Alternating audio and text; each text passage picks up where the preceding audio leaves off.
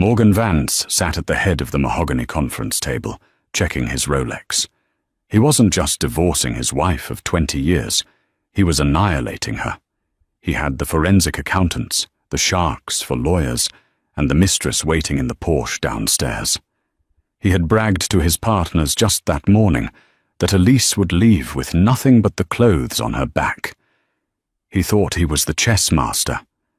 But when the heavy oak doors opened and Elise walked in, she wasn't crying. She wasn't begging. She was holding a single red file folder. And when Morgan's own high-priced lawyer, Arthur, opened that folder, the colour drained from his face, and a terrified smile crept onto his lips. Morgan didn't know it yet, but his life was already over. This is the story of the most brutal, satisfying checkmate in divorce history. The champagne flute shattered against the marble fireplace, the sound echoing like a gunshot through the sprawling living room of the estate in Greenwich, Connecticut. "Stop crying, Elise. It's pathetic.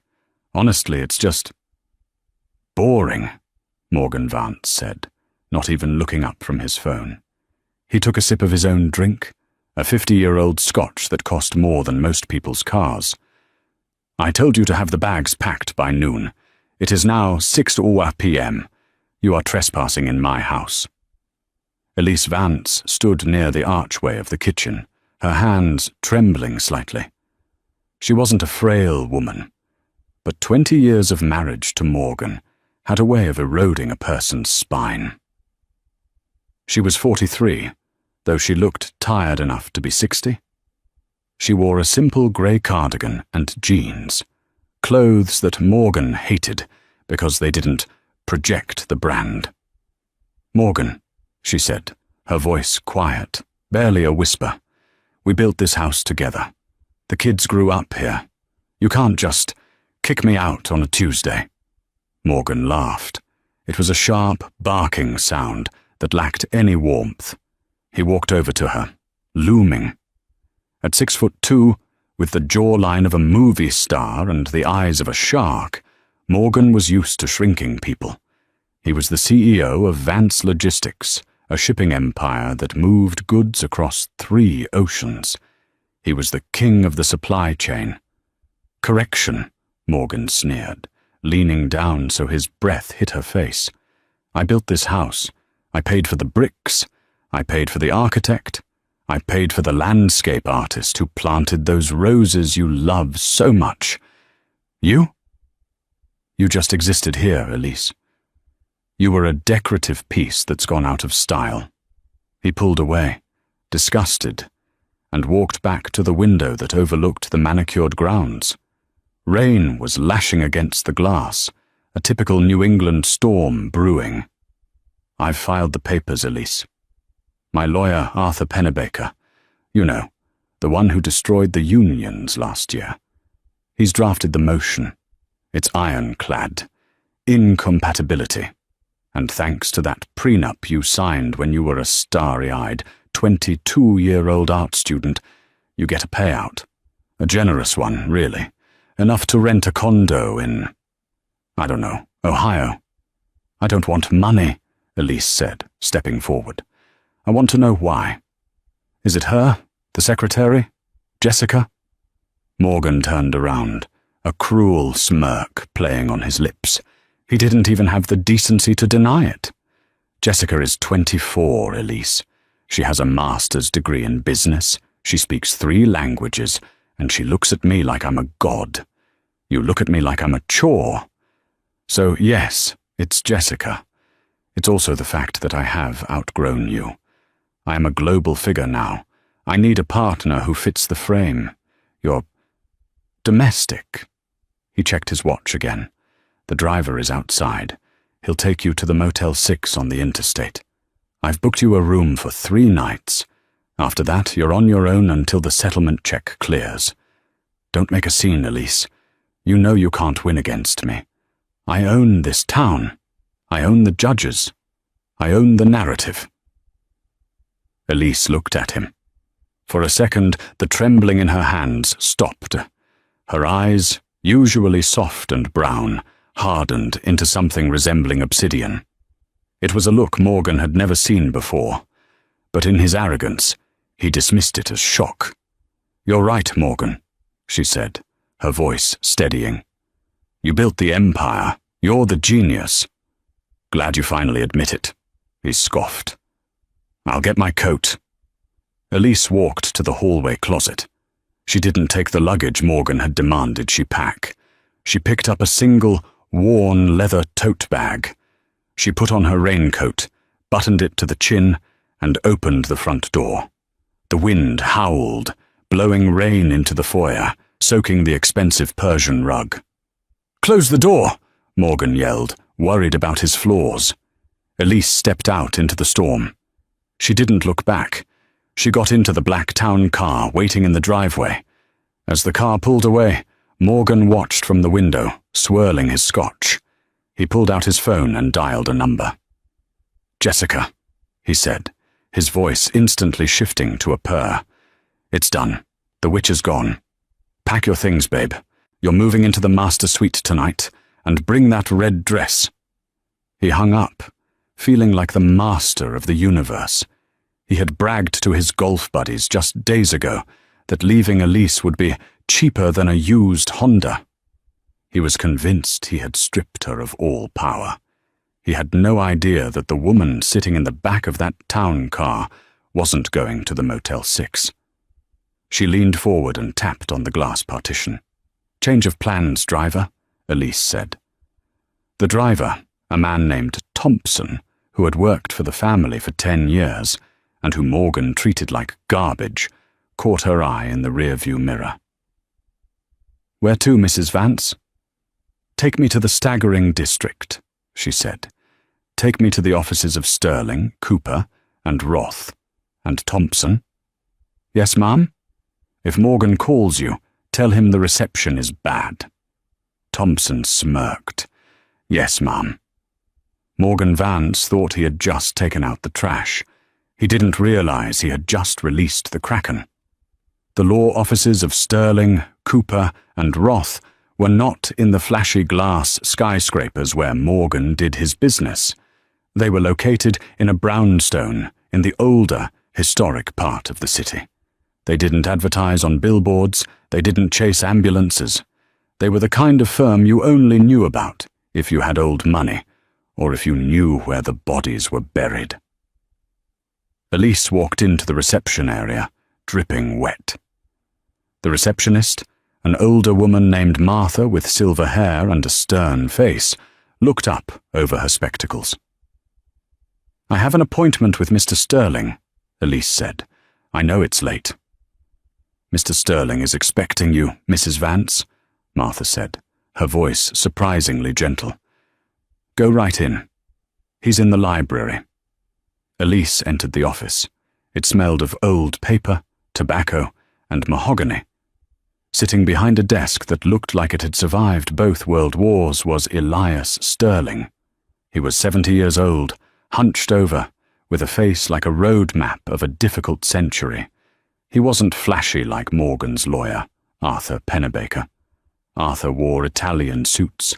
Elias wore cardigans. But Arthur was a shark. Elias was a leviathan. "Elise," Elias said, not rising, but gesturing to a leather wingback chair. "You're wet. It's raining, Elias. It always rains when the truth comes out," the old lawyer muttered. "So, he finally did it?" "Tonight," Elise said, sitting down. She didn't take off her coat. She felt cold, a chill that went deeper than her skin. "He kicked me out. He's moving Jessica in." Elias nodded slowly, tapping a fountain pen against his desk. "And the prenup?" He waved it in my face. "He thinks it limits me to the alimony cap set in 2003. $5,000 a month for 5 years, plus the lump sum of 200 grand. Elias let out a dry chuckle that sounded like leaves rustling on pavement. Morgan always was a man who looked at the headlines and never read the fine print. He thinks he's the smartest man in the room because he yells the loudest. Elise reached into her tote bag. She pulled out a series of bound documents. They weren't legal papers, not yet. They were journals, ledgers, handwritten notes.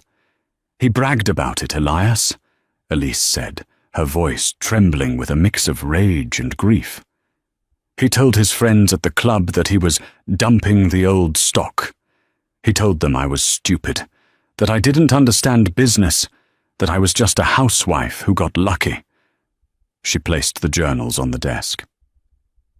"For 15 years, Morgan brought his work home," Elise continued. "He'd get drunk and complain about the offshore accounts.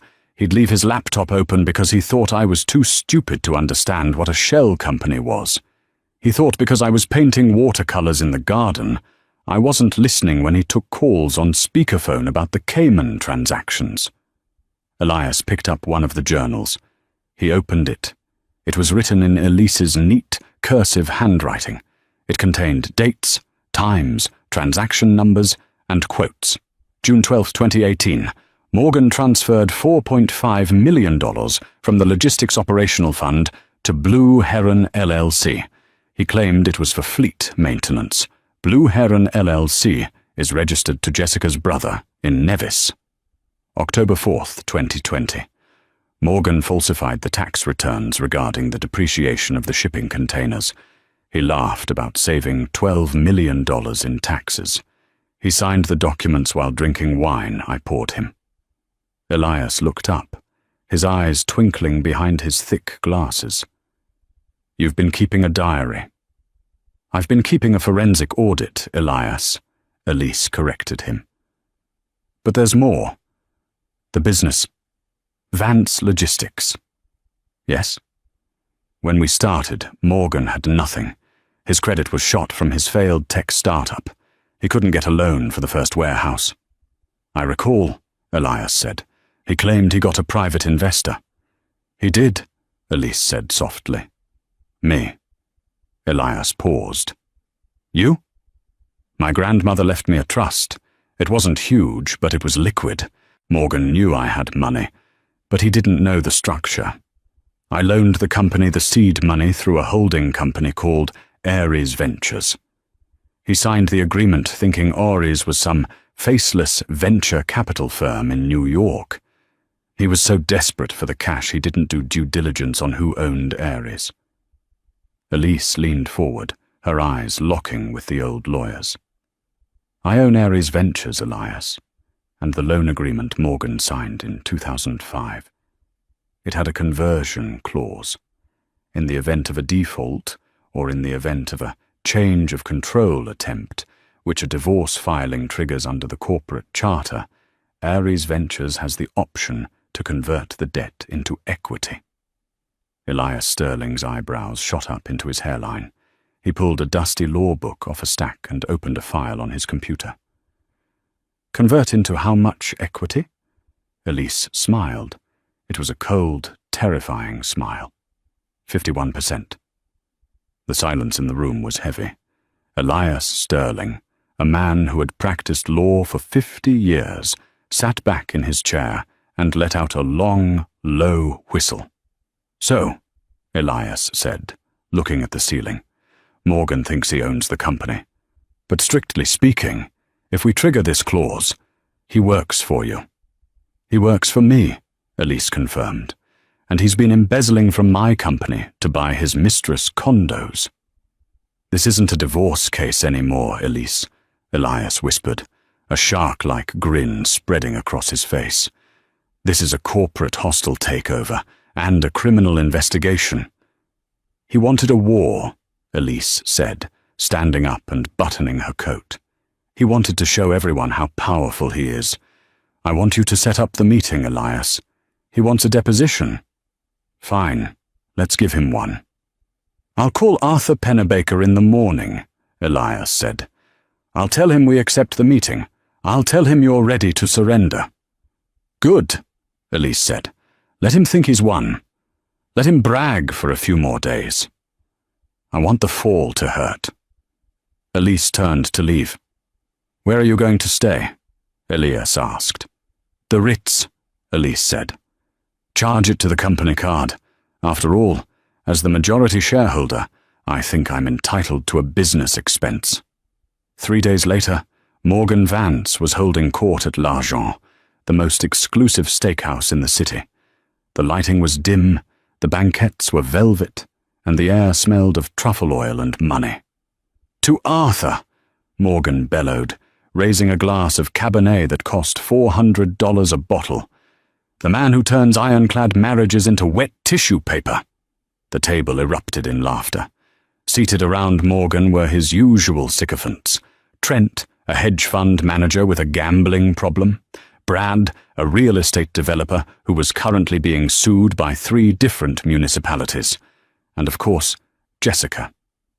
Jessica was wearing the red dress Morgan had demanded. It was low-cut, tight, and clearly designed to make a statement. She sat close to Morgan, her hand resting possessively on his thigh, a diamond bracelet, one that had belonged to Elisa's mother, glittering on her wrist. Morgan had given it to her that morning, claiming Elise had left it behind. Arthur Pennebaker sat opposite them. He was a slick man, with hair gelled back so severely it looked like a helmet. He didn't laugh as loudly as the others. He smiled the smile of a man who billed by the minute. "You flatter me, Morgan," Arthur said, slicing into his Wagyu beef. "But honestly, Elise made it easy. She walked out. Abandonment of the marital home. It's a textbook mistake. It implies she has nowhere to go, no resources to fight. It signals defeat." "She's probably staying at a shelter," Jessica giggled, taking a sip of her martini.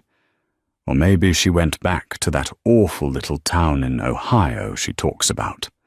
"She's not in Ohio," Morgan said, waving his hand dismissively. "I got a notification from the joint credit card before I cut it off." She checked into the Ritz-Carlton. The table went silent for a split second before Trent burst out laughing. "The Ritz? With what money? She'll be washing dishes by Friday to pay the bill." "Let her have her last hurrah," Morgan sneered. "It's sad, really. She's trying to keep up appearances. She thinks if she acts rich, I'll be intimidated.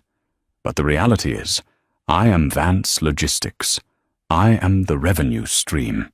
She's just a leak in the hull that I've finally plugged." Arthur wiped his mouth with a linen napkin. "About the settlement conference tomorrow, Morgan. Elias Sterling called. He's representing her." Morgan paused, his fork halfway to his mouth. "Sterling? The fossil? I thought he retired 10 years ago. Is he even alive?" "He's very much alive," Arthur said, his eyes narrowing slightly. "He's old school. He doesn't litigate. He negotiates. He called to say Elise is ready to sign. She just wants to do it in person. She wants closure." "Closure," Morgan rolled his eyes.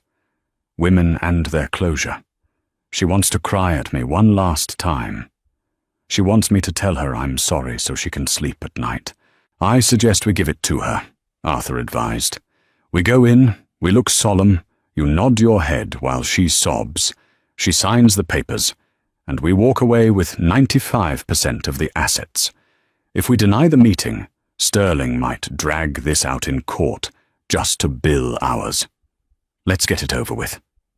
"Fine," Morgan grunted. "Tomorrow at 10 a.m. But Jessica comes with me." Arthur hesitated. "Morgan, bringing the mistress to the divorce settlement is aggressive, even for you." "It's not aggressive, Arthur.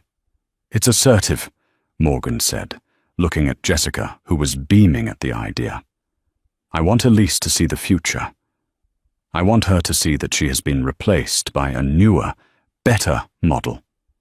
It will crush any hope she has of reconciliation. I want her broken, Arthur. Completely broken. That way she never comes back asking for more." Morgan took another drink, feeling the warmth of the alcohol and the thrill of total control. He looked around the restaurant, believing every eye was on him, admiring him. He didn't notice the man sitting 2 tables away, hidden behind a large newspaper and a potted palm. It was a private investigator named Miller, a man Elias Sterling had hired 24 hours ago. Miller adjusted his glasses, snapped a photo of the diamond bracelet on Jessica's wrist with a long-range lens, and sent the image to Elise with a simple caption, Exhibit G, Dissipation of Marital Assets. Morgan Vance thought he was celebrating a victory. In reality, he was providing the ammunition for his own execution. While Morgan was drinking vintage wine, Elise Vance was drinking lukewarm coffee in a small, dimly lit diner on the outskirts of the city. She wasn't wearing the designer clothes Morgan had bought her over the years. She was wearing a sharp, navy blue blazer she had bought at a department store that morning. It was businesslike, severe, and commanding. Across from her sat Jasper Thorne. Jasper was the CFO of Vance Logistics. He was a quiet man, a nervous man who chewed on his cuticles. He had worked for Morgan for 12 years, and for 12 years, Morgan had bullied him. Morgan called him the calculator, and frequently humiliated him in board meetings. "I shouldn't be here, Elise," Jasper said, looking out the window as if expecting a sniper.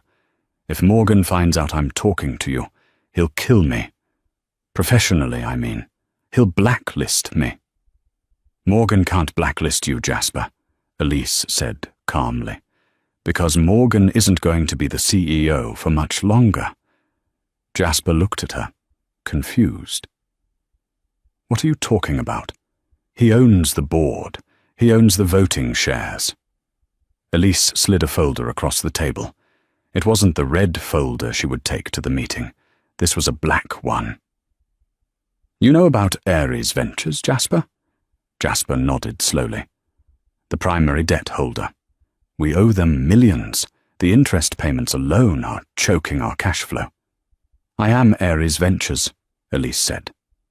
Jasper dropped his spoon. It clattered loudly against the ceramic mug. "You? But Morgan said it was a syndicate out of Hong Kong." "Morgan lies," Elise said. "He lies to you. He lies to the IRS. And he lied to me. But I didn't come here to talk about debt conversion. Jasper. I know about the other books." Jasper's face went pale. "I don't know what you mean." "The Phantom Fleet," Elise whispered. "The 3 cargo ships that don't officially exist. The ones Morgan uses to transport unmanifested cargo from South America. I found the logs in his home office safe, Jasper. I know he forces you to sign off on the fuel costs for ships that aren't on the company registry." Jasper put his head in his hands. He was trembling. "He made me. He said if I didn't do it, he'd frame me for the embezzlement. He has emails, Elise. He hacked my account. He made it look like I authorized the transfers to his offshore accounts." Elise reached across the table and placed her hand over Jasper's. Her touch was firm, motherly, but strong. "I know, Jasper. I saw the emails, too. I know they are fakes. The timestamps don't match the server logs. I have a forensic IT guy ready to testify that those emails were created on Morgan's laptop." Jasper looked up, tears in his eyes. "You do?" "I do," she said. "But I need you to stand up. Tomorrow morning, I'm walking into Arthur Pennebaker's office. I'm going to take everything from Morgan. But I need the CFO to validate the financial triggers. I need you to walk in there 5 minutes after I do and hand over the real P&L statements." "He'll destroy me," Jasper whispered. "He is already destroying you," Elise countered. "Look at you, Jasper. You're a wreck. You haven't slept in months. You're terrified of your own shadow. Is this the life you want? Or do you want to be the CFO of a clean, legitimate company? A company run by someone who respects you?" "You?" Jasper asked. "Me," Elise said. "I'm taking over, Jasper, and I'm giving you a raise, and a bonus, and immunity, provided you turn state's witness if the DOJ gets involved." Jasper stared at her. He had known Elise as the quiet wife who brought cookies to the company Christmas party. He had never seen this woman before. This was a woman made of steel. He took a deep breath, the first full breath he had taken in years. 10 o'clock? Jasper asked. 10 o'clock, Elise confirmed. Don't be late. She stood up, leaving a $20 bill on the table. She walked out of the diner, her head held high. She wasn't just a scorned wife anymore. She was a CEO in waiting, and she was about to launch a hostile takeover of her husband's life. The morning of the meeting, the sky was a brilliant, hard blue. The storm had passed, leaving the city scrubbed clean. At the offices of Pennebaker and Associates, located on the 40th floor of the finest skyscraper in the financial district, the mood was celebratory. Arthur Pennebaker had ordered pastries. He had his paralegals prepare the final divorce decree. It was a savage document. It gave Elise the car, a 5-year-old Mercedes, her personal jewelry, excluding anything purchased in the last 12 months, and a lump sum that amounted to less than 1% of Morgan's net worth. Morgan arrived at 9:45 a.m. He looked like he had stepped out of a GQ photo shoot. He wore a charcoal Italian suit, a silk tie, and a watch that cost more than the median American income. Jessica was on his arm, wearing a white dress that looked suspiciously like something one would wear to a rehearsal dinner. She was chewing gum, a habit Morgan usually hated, but today he ignored it. He was too high on adrenaline. "Where is she?" Morgan asked, striding into the conference room and throwing his briefcase on the table. "Let's get this over with. I have a tea time at noon." "She's not here yet," Arthur said, checking his phone. "Sterling said they'd be here at 10 sharp. Relax, Morgan. Grab a croissant." "I don't want a croissant. I want my freedom," Morgan said, pacing the room. He walked to the floor-to-ceiling windows and looked down at the city. "Look at it, Jessica. All those little ants down there. They work their whole lives to get what I make in a week." "You're amazing, baby," Jessica cooed, scrolling through Instagram on her phone. At 9:55 a.m., the elevator doors down the hall chimed. Arthur Pennebaker straightened his tie. "Showtime. Remember, Morgan, let me do the talking. You just look bored." "I am bored," Morgan said, sitting at the head of the table. The heavy glass doors of the conference room opened. Elias Sterling entered first. The old lawyer looked frail, using a cane to walk, his cardigan appearing threadbare in the harsh fluorescent lights of the modern office. He carried a battered leather briefcase. Morgan snorted. "Arthur, did he dig that briefcase out of a dumpster?" Arthur kicked Morgan under the table. Then Elise entered. The room seemed to drop a few degrees in temperature.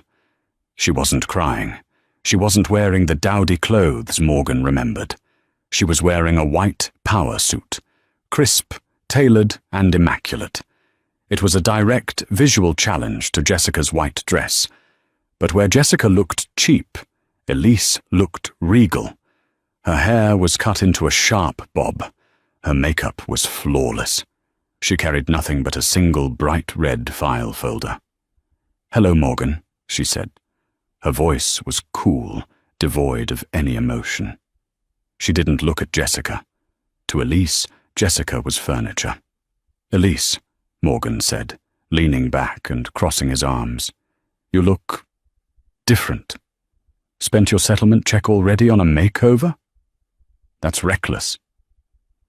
"I haven't spent a dime of your money, Morgan," she said, taking the seat at the opposite end of the long table. Elias sat next to her, arranging his papers with agonizing slowness.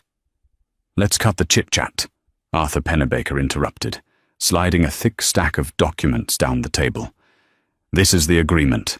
It reflects the terms of the prenuptial agreement signed 20 years ago. We've been generous and included a clause allowing you to keep the summer cottage in Maine, provided you assume the mortgage." "Generous," Elias Sterling wheezed. a dry, rattling sound. "Arthur, you always did have a sense of humor." "It's a standard offer, Elias," Arthur shot back. "Take it or leave it. If you leave it, we go to trial, and I will bury you in motions until your client is bankrupt." Elise didn't even look at the papers Arthur had slid toward her. She kept her hand resting on the red folder. "I'm not signing those, Arthur," Elise said. Morgan slammed his hand on the table. "Then why the hell are we here? I told you, Arthur. She just wants attention." He glared at Elise. "Listen to me, you leech. You sign that paper, or I swear to God, I will make sure you never work in this state. I will ruin your reputation. I will tell everyone you were unstable, an alcoholic. I'll make up whatever I have to." Jessica giggled. "He'll do it too." Elise finally looked at Jessica. It was a brief, pitying glance. Then she turned her eyes back to Morgan. "Are you done?" Elise asked. "I'm done when I say I'm done," Morgan shouted. "Actually," Elise said, opening the red folder, "you were done about 6 months ago. You just didn't know it." She pulled out a single piece of paper and slid it down the table. It wasn't a legal pleading. It wasn't a divorce petition. It was a photocopy of a birth certificate. Morgan looked at it, confused. "What is this? Who is Leo Vance?" "Look at the date, Morgan," Elise said. Morgan squinted. The date was from 14 years ago. The mother listed was a woman named Veronica Miller. The father was Morgan Vance. The room went dead silent. Jessica stopped chewing her gum. "I don't know what this is," Morgan stammered, his face flushing red. "This is a fake. Who is this?" "Veronica was your executive assistant in 2009, Elise said calmly. "You paid her $200,000 to keep the baby quiet and move to Oregon. You used company funds to do it. You labeled it as consulting fees in the ledger." Arthur Pennebaker grabbed the paper. His face went pale. "Morgan, tell me you didn't use corporate funds for hush money." "It doesn't matter," Morgan yelled. "So what? I had a kid. Big deal. That has nothing to do with our divorce. The prenup holds." "Actually," Elias Sterling spoke up, his voice suddenly strong and clear, "the prenup has a fidelity clause. A bad boy clause, I believe you called it, Arthur. If Morgan committed adultery that resulted in a child, the prenup is void." Arthur looked at Morgan with horror. "You told me there were no children. You swore it." "I handled it," Morgan screamed. "It was handled." "But the use of company funds," Elise continued, her voice rising slightly. "That's the interesting part, because that's not just a breach of the prenup. That's embezzlement. And since Vance Logistics is a publicly traded company now, that's a federal crime." Morgan stood up, his chair flying back. "You can't prove any of that. That's just a piece of paper." Elise smiled. It wasn't a happy smile. It was the smile of the executioner. "I don't have to prove it, Morgan. He does." She pointed to the door. The door opened. Jasper Thorne walked in. He was clutching a stack of ledgers to his chest like a shield. "Jasper," Morgan whispered, the color draining from his face. "What are you doing here?" Jasper looked at Morgan, then at Elise. He took a deep breath and walked to Elise's side of the table. He placed the ledgers in front of her. "I'm here to surrender the true accounts to the majority shareholder," Jasper said, his voice shaking but distinct. "Majority shareholder," Morgan laughed nervously. "I'm the majority shareholder, you idiot." "No," Arthur Pennebaker said. He was reading a document Elias had just handed him. His hands were shaking. Oh my God, Ares Ventures. Arthur looked up at Elise, and for the first time the shark looked terrified. "You own the debt," Arthur whispered, "and you've triggered the conversion clause." "That's right, Arthur," Elise said, leaning forward. As of 9 a.m. this morning, I filed the paperwork with the SEC. I own 51% of Vance Logistics. I am the CEO. And my first act of business is to fire Morgan for gross misconduct and embezzlement. Arthur Pennebaker looked from the documents to Elise, and then, slowly, a smile crept onto his face. It wasn't a nice smile. It was a smile of pure shock and professional admiration for a trap well sprung. He looked at his client, Morgan, who was standing there with his mouth open, looking like a fish on a dock. "Well, Morgan," Arthur said, closing his file, "it seems you have a problem." The silence in the conference room was shattered by Morgan's laughter. It was a desperate, unhinged sound. "You're bluffing," Morgan spat, wiping sweat from his forehead. "You can't just take my company. I built it. It's my name on the building, Vance Logistics." "It's your name," Elise replied, her voice steady as a judge's gavel. "But it's my money. And legally, as of this morning, the board has already met. Since I control the voting shares, I appointed myself interim chairwoman. My first motion was to remove the CEO for cause. The motion passed unanimously." "Unanimously?" Morgan roared. "Who else voted?" "I did," Jasper Thorne said quietly. "I hold 2% of the stock options, Morgan. You gave them to me 5 years ago, instead of a Christmas bonus. Remember? You said they were worthless paper." Morgan lunged across the table toward Jasper.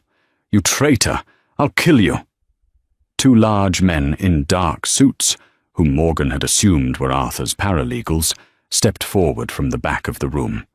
They blocked Morgan easily, forcing him back into his chair.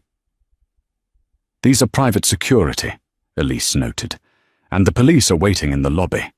We have a forensic audit regarding the 3 Phantom ships, Morgan. The FBI is particularly interested in the cargo. It seems transporting undeclared lithium batteries is quite illegal." Morgan looked at Arthur Pennebaker. "Arthur, do something! Fix this! Sue her! Get an injunction!" Arthur Pennebaker was slowly packing his briefcase. He looked at the birth certificate, then at the financial ledgers Jasper had brought, and finally at his client. "Morgan," Arthur said, his voice cold. "You paid my retainer from the Blue Heron account. If that account is proven to be proceeds of embezzlement, I can't touch that money. It's fruit of the poisonous tree, which means—" Arthur clicked his briefcase shut. "I'm not currently being paid, and I don't work for free." "You're firing me?" Morgan screamed. "Now?" "I'm recusing myself," Arthur corrected. "I recommend you get a public defender. You're going to need one for the criminal charges." Arthur nodded politely to Elise and Elias Sterling, then walked out of the room without looking back. Morgan turned to the last person in his corner. "Jessica, baby, listen to me. It's just a setback. We still have the house. We still have the offshore accounts." Jessica stood up. She looked at Morgan with an expression of pure revulsion. She had heard the words FBI, embezzlement, and public defender. She calculated the odds faster than a computer. "The offshore accounts are frozen, Morgan," Elise interjected kindly. "And the house, the mortgage was paid by the company. That's a company asset. I'm evicting you, today." Jessica pulled her arm away from Morgan's grasping hand. "I didn't know anything about this," she said loudly, looking directly at Elise and the security guards. "I was just an employee. He lied to me too. I'm a victim here." "Jessica," Morgan gasped. "We're soulmates." "I'm 24, Morgan," she snapped. "I'm not going to federal prison for an old man with no money. I'm taking an Uber." She grabbed her purse. "And I'm keeping the bracelet." "Actually," Elise said, "that bracelet is listed on the insurance rider for my mother's estate. If you walk out with it, I'll have you arrested for grand larceny within the hour." Jessica froze. She looked at Elise's steel gaze. Slowly, furiously, She unclasped the diamond bracelet and slammed it onto the table. "I hope you rot," Jessica hissed at Morgan and stormed out. Now, it was just Morgan, alone. The king of the supply chain was reduced to a man in a suit he could no longer afford, in a room he was being kicked out of. He looked at Elise. For the first time in 20 years, he saw her. Not as the furniture, not as the mother, but as the architect of his reality. "Elise," he whispered, his voice cracking. "Please, we have history. Don't do this. Don't send me to jail. I'll sign whatever you want. I'll go to Ohio. Just give me a chance." Elise stood up. She walked over to him. She didn't slap him. She didn't scream. She leaned down and whispered in his ear. "You said I was boring, Morgan. You said I was a bad investment. I'm just liquidating my assets." She turned to the security guards. "Get him out of my building." As Morgan was dragged out, protesting and crying, Elise didn't watch. She sat in the chair he had vacated, the head of the table. "Now," she said to Jasper and Elias, "let's get to work. We have a company to save." The first month after the hostile takeover was not the victory lap many expected. It was a war of attrition. When the news broke that Morgan Vance, the king of the supply chain, had been escorted out of his own building in handcuffs, Vance Logistics' stock plummeted by 30% in a single afternoon. Wall Street hates uncertainty, and they hated the idea of a housewife taking the helm of a Fortune 500 shipping empire even more. The financial press was vicious. The Wall Street Journal ran an op-ed titled, "The Death of a Logistics Giant." CNBC pundits laughed openly, predicting Elise would bankrupt the company within the quarter. They called her a placeholder, a scorned woman with a checkbook, and a disaster waiting to happen. Elise Vance pinned those articles to the whiteboard in her new office. She didn't move into Morgan's massive, cavernous office immediately. Instead, she set up a command center in the conference room. She needed transparency, not isolation. "They think we're bleeding out," Elise said, looking at the red trend lines on the monitors. It was 2:00 a.m. on a Tuesday, 3 weeks after the confrontation. The room was filled with forensic accountants, crisis management PR reps, and a very exhausted Jasper Thorne. "We are bleeding out, Elise," Jasper said, rubbing his temples. "The SEC has frozen the liquid assets pending the investigation into the Phantom Fleet. We have payroll on Friday. If we miss it, the unions walk. If the unions walk, the cargo rots. If the cargo rots, we're done." Elise looked at Jasper. The nervous man who used to tremble when Morgan raised his voice was gone. In his place was a man who was tired, yes, but focused. He was crunching numbers as if his life depended on it, because his professional reputation did. "We're not missing payroll," Elise stated firmly. "We're short $4 million, Jasper countered. "Banks won't touch us with the FBI raiding the warehouse in Jersey." "Then liquidate the executive perks," Elise said. "All of them." Jasper paused.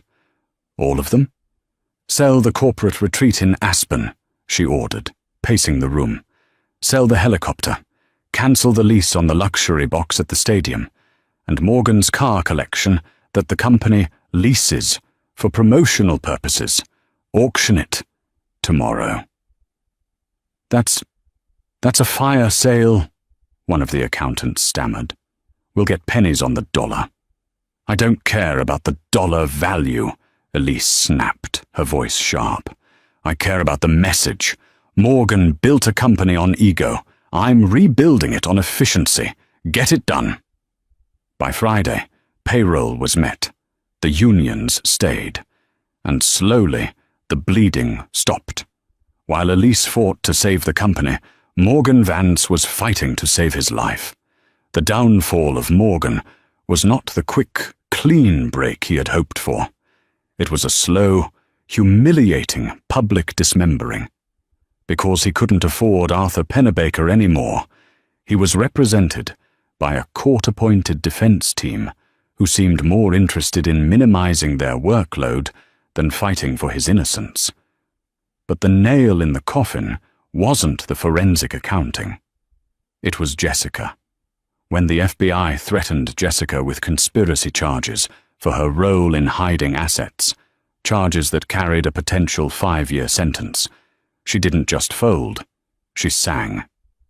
She provided the district attorney with text messages, voice memos, and the location of a safe deposit box in Zurich that Morgan had sworn only he knew about. Elias Sterling, despite being retired, attended every day of the pre-trial hearings, reporting back to Elise over tea in her office. "She destroyed him, Elise," Elias said, one rainy afternoon, 3 months into the ordeal. Jessica took the stand for the grand jury. She testified that Morgan explicitly told her the phantom ships were for dark money. She painted him as the mastermind and herself as the naive girlfriend. Was she naive? Elise asked, staring out the window at the grey city skyline. Not in the slightest, Elias chuckled dryly. But the jury liked her more than they liked Morgan. He yelled at the prosecutor, Elise. He actually lost his temper and told the U.S. attorney that he didn't understand how business worked. It was spectacular suicide. The plea deal came 2 weeks later. To avoid a trial that would have likely resulted in a 20-year sentence under the RICO Act, Morgan Vance pled guilty to 3 counts of wire fraud, 2 counts of tax evasion, and 1 count of embezzlement. The sentence was 7 years in a federal correctional facility, restitution of $25 million, and a lifetime ban from serving as an officer of a publicly traded company. Elise didn't go to the sentencing. She didn't watch it on TV. She was too busy negotiating a contract with a European distributor that Morgan had been too arrogant to court. When the news alert popped up on her phone, former CEO sentenced to 7 years, she simply swiped it away and went back to her spreadsheet. 6 months in the atmosphere at Vance Logistics had shifted entirely. The bro club culture that Morgan had cultivated was systematically dismantled. Elise fired the VP of sales, who had a reputation for sexual harassment, a man Morgan had protected for a decade because he brought in the numbers. She replaced him with a woman named Sarah, who had been languishing in middle management for years, despite being the smartest person in the department. The office, which once smelled of stale cigar smoke and fear, now hummed with a quiet, collaborative energy. One morning, Elise walked into the break room to find Jasper laughing. He was telling a joke to a group of junior analysts. When he saw Elise, he didn't flinch or hide. He smiled. "Morning, boss," Jasper said. "Morning, Jasper," she replied, pouring herself a coffee. "Are the Q3 projections ready?" "On your desk," he said. "And Elise?" "We're in the black." Elise froze. "Operating profit?" "Net profit," Jasper beamed. "After the legal fees, after the fines, after the restructuring costs, we made money this quarter. Real money, not creative accounting money." Elise felt a lump form in her throat. She had done it. She hadn't just survived, she had succeeded. "Good," she said, masking her emotion with a professional nod. "Then let's talk about bonuses, real ones, for everyone, not just the C-suite." The final ghost to exorcise was the house. The Greenwich estate had been on the market for months. It was a symbol of everything that had gone wrong in their marriage. Too big, too cold, designed to impress strangers rather than comfort a family. Before the closing, Elise went back one last time. The movers had already cleared the furniture. The house echoed with the sound of her heels on the marble floors. She walked into the master bedroom. She remembered the night Morgan had kicked her out. She remembered the feeling of smallness, of worthlessness. She looked at the spot where he had stood, swirling his scotch, telling her she was boring. She walked to the closet where he had kept his 300 suits. It was empty now, just a cavern of cedar and wire hangers. "Mrs. Vance?" Elise turned. It was Thompson, her driver, and now head of her personal security. He was standing in the doorway, looking concerned. "The realtor is here for the keys," Thompson said softly. "I'm coming," Elise said. "You know." Thompson hesitated, stepping a little closer. "I drove him for 10 years. He never asked me about my kids. Not once. Last week, you asked me how my daughter's piano recital went." Elise smiled, sad, genuine smile. "How did it go?"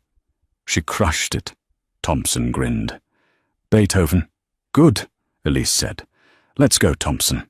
I don't live here anymore." She handed the keys to the realtor at the door and walked out. She didn't look back at the house. There was no nostalgia, only the relief of shedding a skin that no longer fit. 1 year later. The anniversary of the takeover was marked not with champagne, but with an art show. Elise had always painted. In the early years of their marriage, before Morgan became obsessed with status, he used to love her watercolors. But as he climbed the ladder, he started calling her art a cute hobby, and eventually a waste of time. He refused to let her hang her work in the house, claiming it clashed with the interior designer's vision. Tonight, the Silent Storm Gallery in the Arts District was packed, but they weren't there because Elise was a CEO. Most of the patrons didn't even know who she was in the business world. They were there for the art. Her collection was titled Deconstruction. It featured stark, powerful, abstract pieces, jagged lines of black and grey engaging with soft, resilient waves of blue and gold. Critics called it hauntingly triumphant. Elias Sterling moved through the crowd, leaning heavily on his cane. He found Elise standing near the centerpiece of the collection, a massive canvas depicting a storm breaking against a lighthouse. "You have a buyer for this one," Elias said, gesturing to the painting. "A collector from Tokyo. He's offering quite a sum." "I'm not selling this one," Elise said, sipping sparkling water. "This one is for me." "Fair enough," Elias nodded. He reached into his jacket pocket. "I have something for you. It arrived at my office this morning, from the correctional facility." The mood shifted instantly. Elise looked at the white envelope in Elias's hand. It was cheap prison stationery. "He writes every month," Elias said quietly, "usually to ask for money or to complain about the public defender. This one is different. He knows it's the 1-year mark." Elise took the letter. She felt the weight of it. She could imagine Morgan sitting in a concrete cell, writing this. Was he sorry? Was he angry? Was he still the same man who thought he was a king? She looked at Elias. "What does it say?" "I don't know," Elias admitted. "I didn't open it, but Arthur Pennebaker visited him last week. Arthur told me Morgan looks old. He's working in the laundry detail. He told Arthur that he realized something." "And what was that?" "He realized that he didn't build the company," Elias said. "He realized he was just the face, and you were the spine. He wanted you to know that he knows." Elise looked at the envelope again. For a moment, she felt a flicker of pity. It was the pity one feels for a wounded animal that bit you because it didn't know any better. But she also felt the phantom pain of 20 years of suppression. She thought about the woman who had walked out into the rain with a tote bag. She thought about the woman who had stared down a boardroom of sharks. She thought about the artist standing here tonight. "He wants validation," Elise said softly. "He wants me to read this and feel something. He wants to know that he still has the power to occupy my mind." "Probably," Elias agreed. Elise walked over to the reception desk, where a small shredder sat for disposing of credit card receipts. He doesn't get to occupy space in my life anymore, Elias. Not even in my thoughts. She fed the unopened envelope into the shredder. The machine whirred, a harsh mechanical sound that cut through the soft jazz playing in the gallery. The paper turned into confetti. "That," Elise said, dusting off her hands, "is closure." "You're a cold woman, Elise Vance." Elias smiled, his eyes twinkling with pride. "I learned from the best," she replied. At that moment, Jasper Thorne walked in, holding a massive bouquet of flowers. He was followed by Sarah, Thompson, and even the old receptionist, Martha. They weren't her employees tonight. They were her family. "Speech!" Jasper shouted, raising a glass. Elise turned to the room. She looked at the art she had created. She looked at the company she had saved. She looked at the life she had built from the ashes of a disaster. "I don't have a speech," Elise said, her voice ringing clear and strong. "I just have a reminder. Never let anyone tell you that you are just anything. You are not just a wife, not just an employee, not just a stepping stone. You are the architect of your own life. And if someone tries to tear it down—" She smiled, a dangerous, beautiful smile. "Make sure you own the mortgage." The room erupted in applause. Elise raised her glass, not to revenge, but to the sweetest victory of all, indifference to those who hurt you, and success for those who stood by you. The king was gone. Long live the queen. And that is the incredible story of Elise Vance. She proved that the most dangerous person in the room isn't the one shouting. It's the one listening, taking notes, and waiting for the perfect moment to strike. Morgan thought he was the king, but he forgot that in chess, the queen is the most powerful piece on the board. What did you think of Elise's revenge? Do you think Morgan deserved 7 years in prison, or was losing his fortune punishment enough? Let me know your thoughts in the comments below. I read every single one. If you enjoyed this story of justice served cold, please smash that like button. It really helps the channel grow. And if you haven't already, hit subscribe and ring the notification bell so you never miss a story about karma coming back around.